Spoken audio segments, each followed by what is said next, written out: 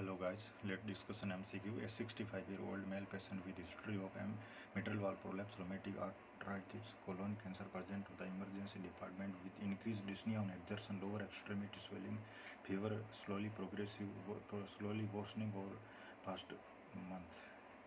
His body temperature is 38 degrees centigrade, blood pressure is 95 by 65, heart rate is 80, respiratory is 20, and O2 saturation on room air is 92%. On physical examination, normal but sounds a hollow systolic murmur at the cardiac apex and bilateral extremity edema is present. On laboratory investigation, WBC counts are 20,000 and ESR is 20. Echocardiography reveals the 8 mm mobile vegetation on the anterior leaflet of mitral valve. What will be the most likely pathogen associated with this condition? Option A, Streptococcus bovis. Option B, Pseudomonas aeruginosa. Option C, Candida albicans. And option D is Staphylococcus aureus. So, from this finding, it is evident that it is a case of endocarditis. First of all, see the option C, Candida albicans. Usually, Candida albicans cause the endocarditis in immunocompromised patient, and here the vegetations are very large, usually more than 1 centimeter. So this option is ruled out. Option B and option D, Pseudomonas aeruginosa and Staphylococcus aureus. These pathogens cause endocarditis with an more aggressive course. So usually present as a septic shock. These are also ruled out. So correct answer is the Streptococcus bovis. So Streptococcus viridans, we as all know that it is the most common cause of endocarditis, and it is usually present as subacute endocarditis AB.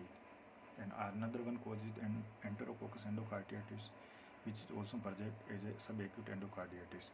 A variant, a type of Streptococcus viridans is the Streptococcus bovis. Point to be remembered here, it is strongly associated with the colon cancer. So if blood culture for this organism is positive, then routine colonoscopy is strongly recommended.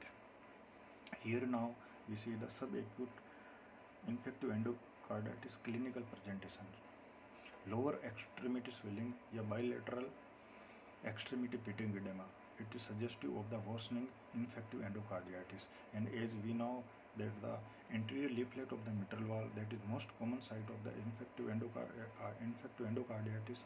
So here in this case, the destruction of the anterior leaflet cause the mitral regurgitation and which lead to the hollow systolic murmur at the cardiac apex. Okay, now answer will be the Streptococcus bovis.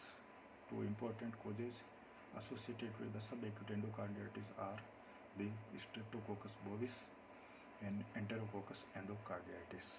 And point to be remembered here is Streptococcus bovis is strongly associated with the colonic cancer. Okay.